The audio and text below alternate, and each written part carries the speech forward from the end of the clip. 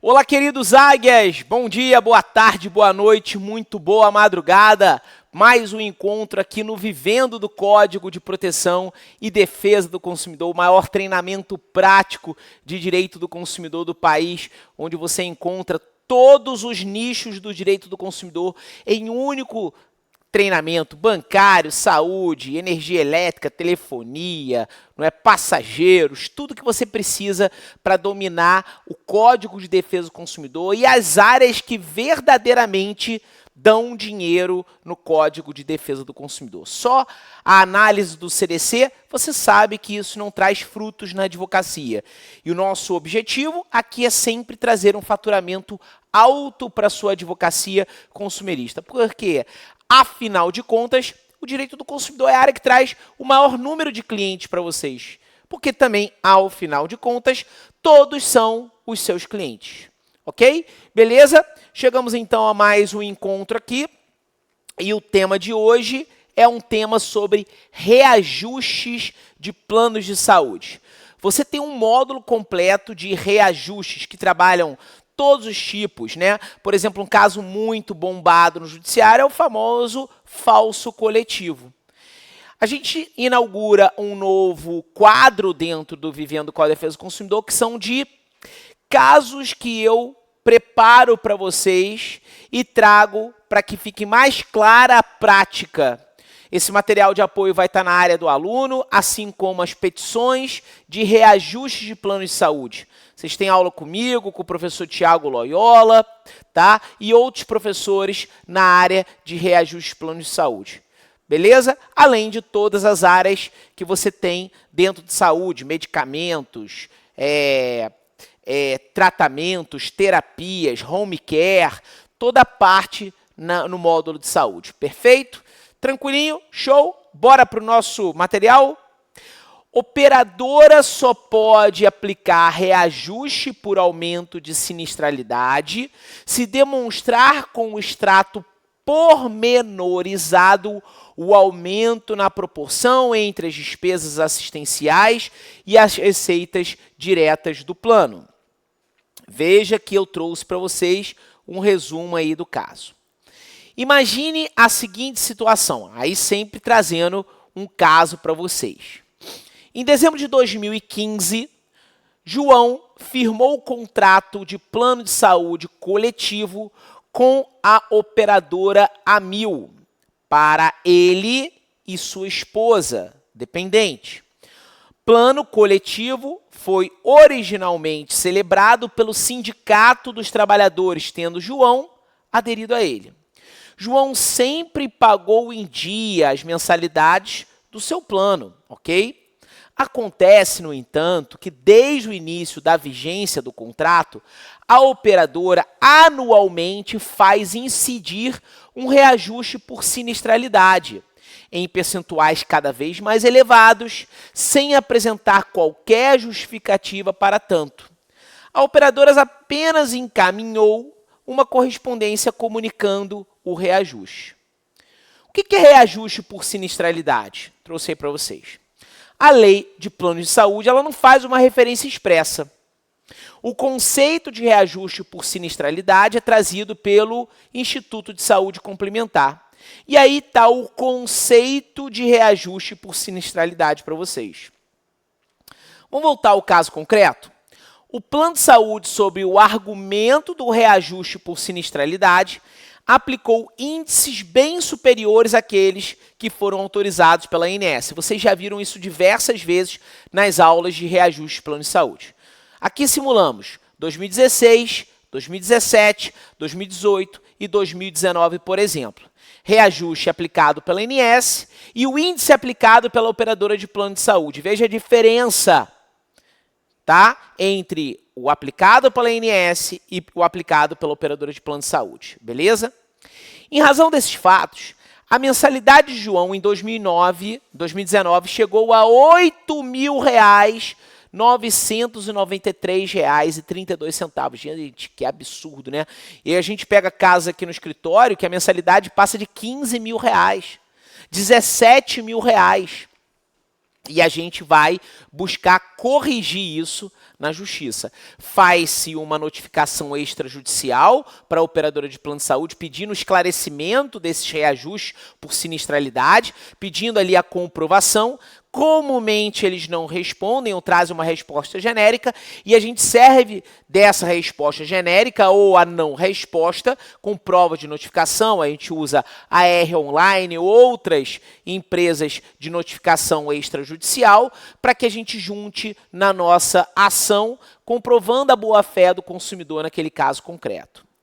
João não concordou com esses reajustes por sinistralidade, principalmente porque nos 4 anos de relação contratual, a operadora nunca encaminhou a ele qualquer esclarecimento sobre a real necessidade de aplicação desses reajustes por sinistralidade nos percentuais aplicados. João entendeu que os reajustes são abusivos, visto que os percentuais são muito superiores àqueles autorizados pela ANS. Então, observem, tá?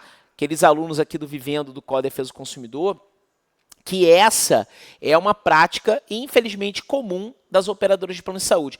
E o tema reajuste de plano de saúde é um dos temas, como a gente vê nas nossas aulas, mais rentáveis dentro do nicho saúde. Tá? A área é o consumidor, o nicho é a saúde, o produto jurídico é o produto de reajuste. Diversos alunos aqui do nosso treinamento só trabalham com reajuste de plano de saúde. Fazem lá a sua LP, fazem a sua página de captura, landing page, né?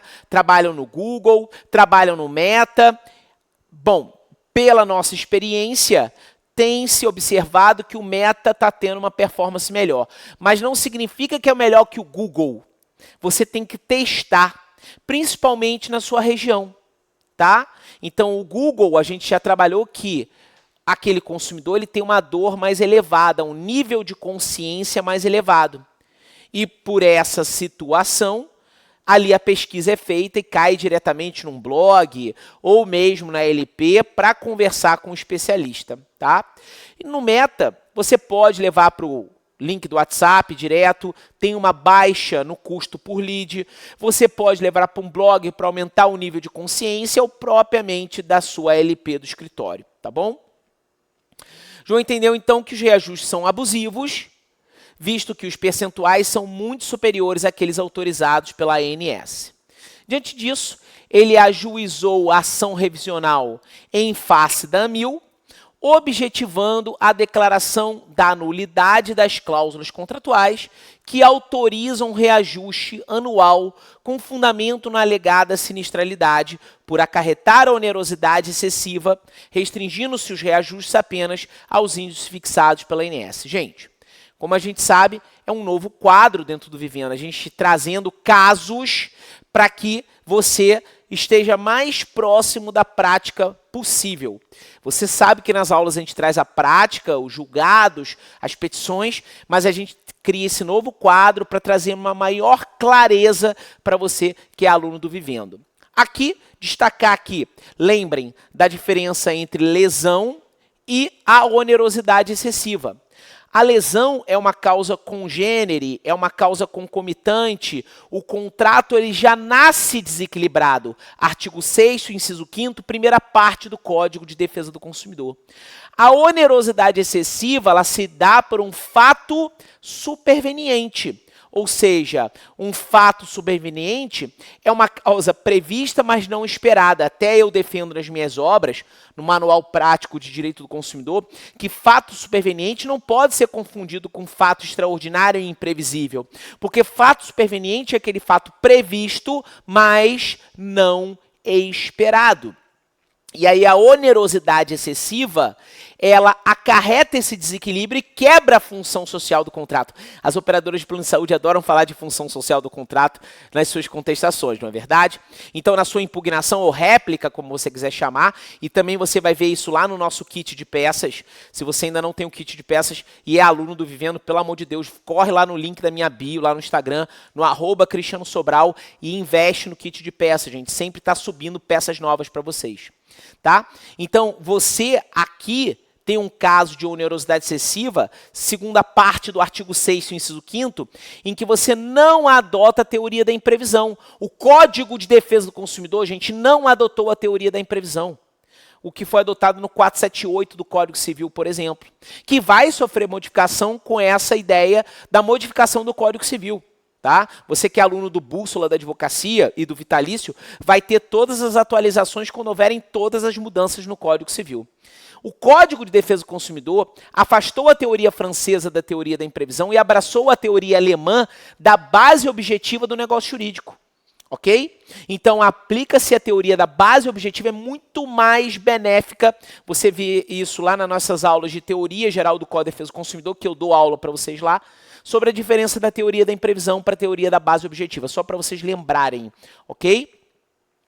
Alternativamente, requereu que a aplicação de reajuste superior ao índice autorizado pela ANS seja condicionada à efetiva demonstração de sua regularidade atuarial.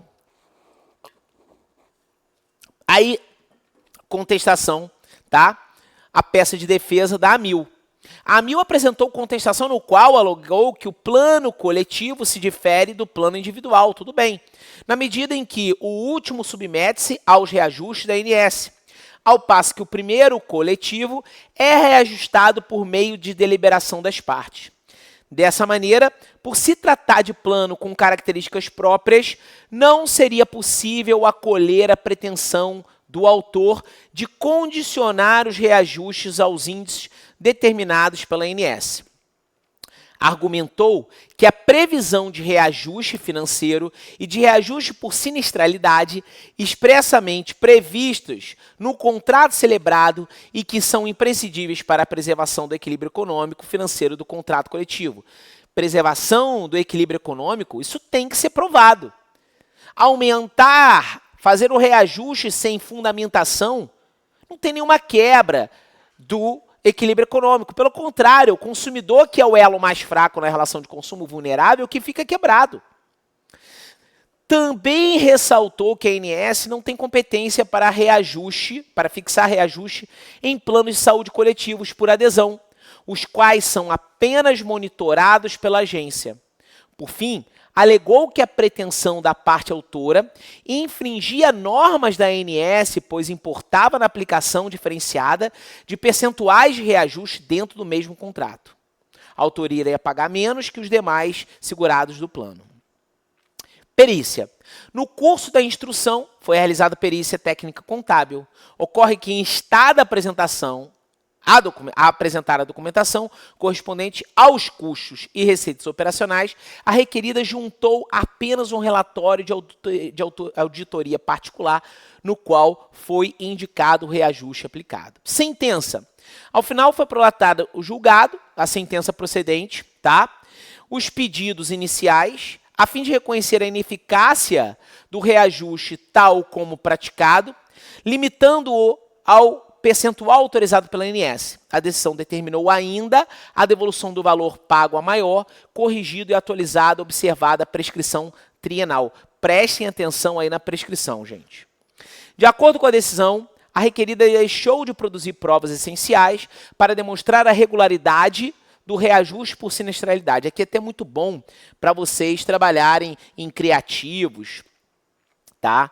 E também na notificação. A juíza destacou que a mera apresentação de laudo técnico particular, elaborado por outra pessoa e a pedido da operadora, não teria condão de substituir os documentos relativos ao reajuste em discussão.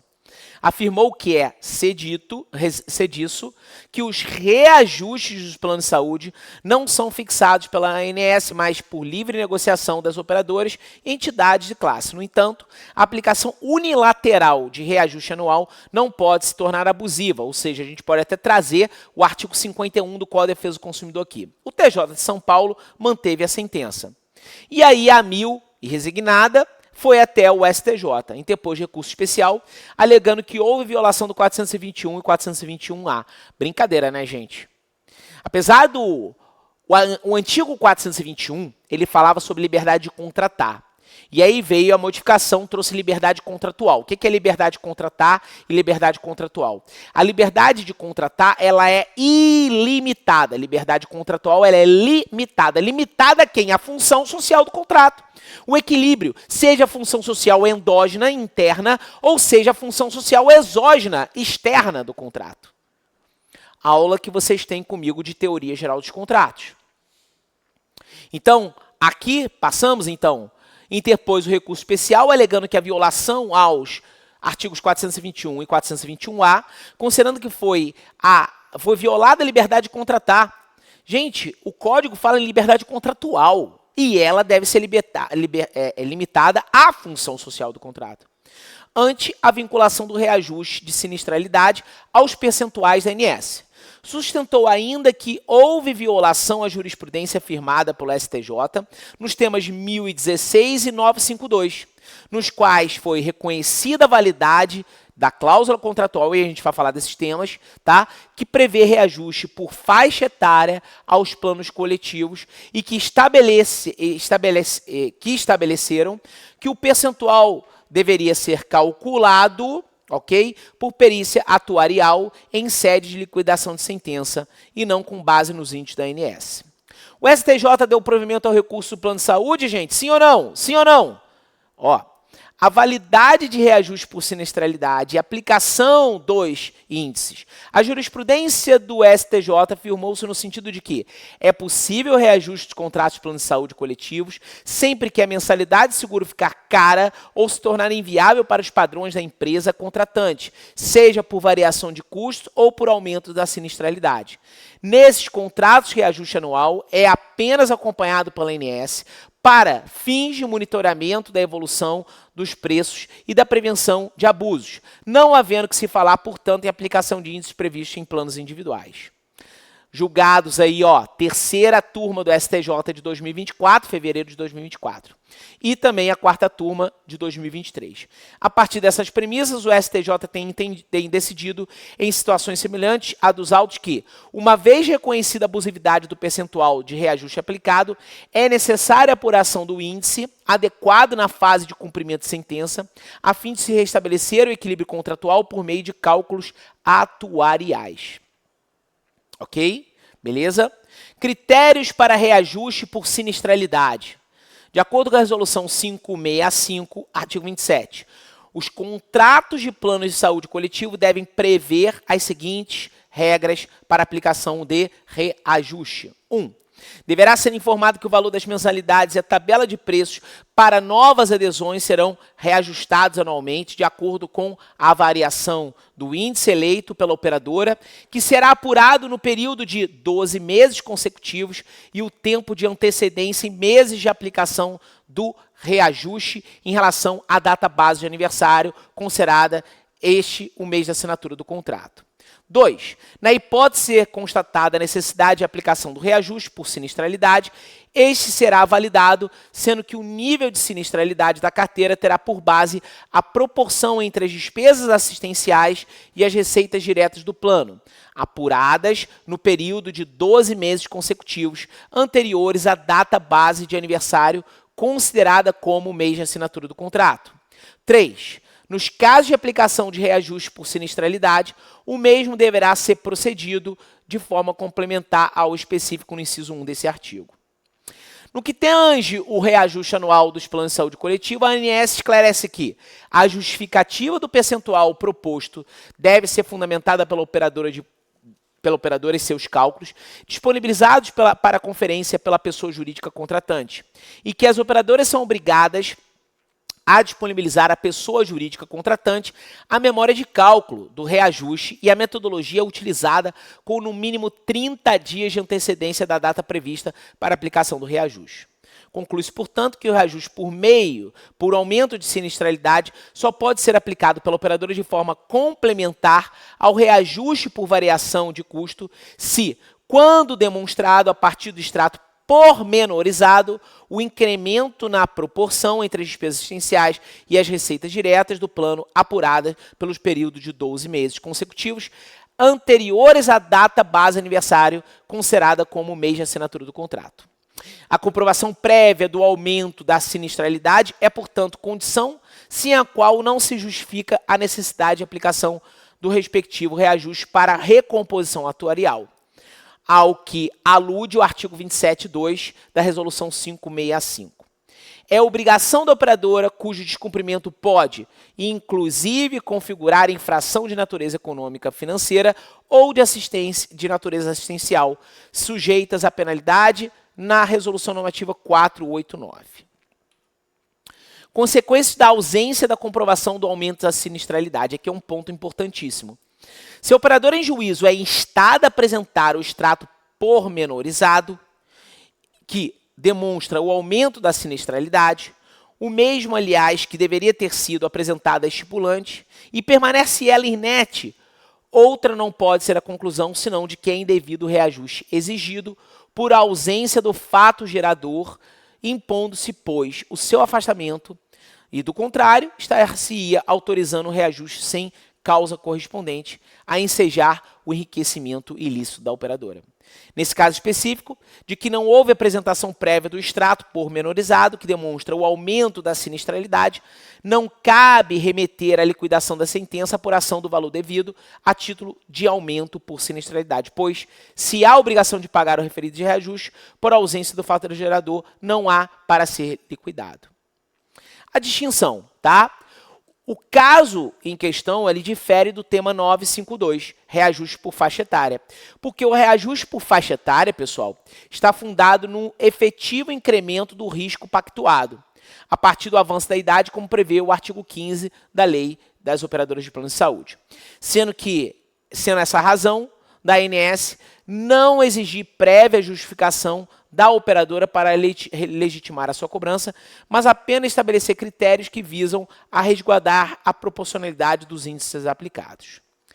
Em situação, todavia, não se confunde com as circunstâncias que autorizam um reajuste por sinistralidade, isso porque, ao contrário do reajuste por mudança de faixa etária, não há como presumir o aumento da sinistralidade que varia no tempo conforme a frequência de utilização do produto e as receitas obtidas com as contraprestações, podendo até ainda que excepcionalmente oscilar para baixo, como ocorreu em alguns casos durante o período da Covid.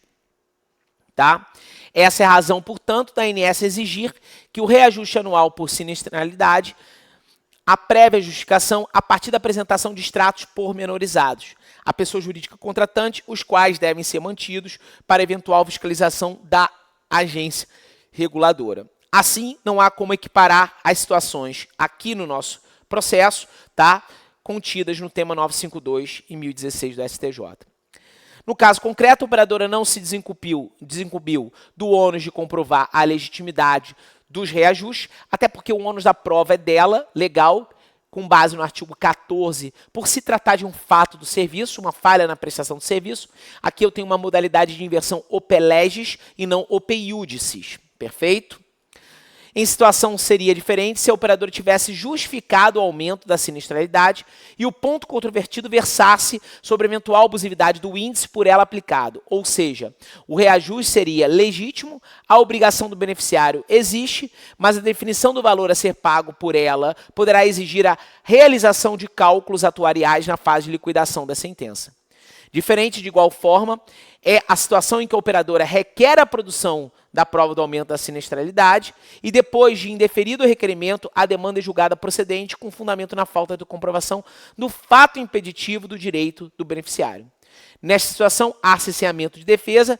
Nesses dois casos citados, deveria ser assegurada a realização de cálculos atuariais na liquidação da sentença. No caso particular, a 1000 aqui, mesmo depois de provocada, durante a instrução, não justificou o aumento da sinistralidade no período questionado por João. Beleza?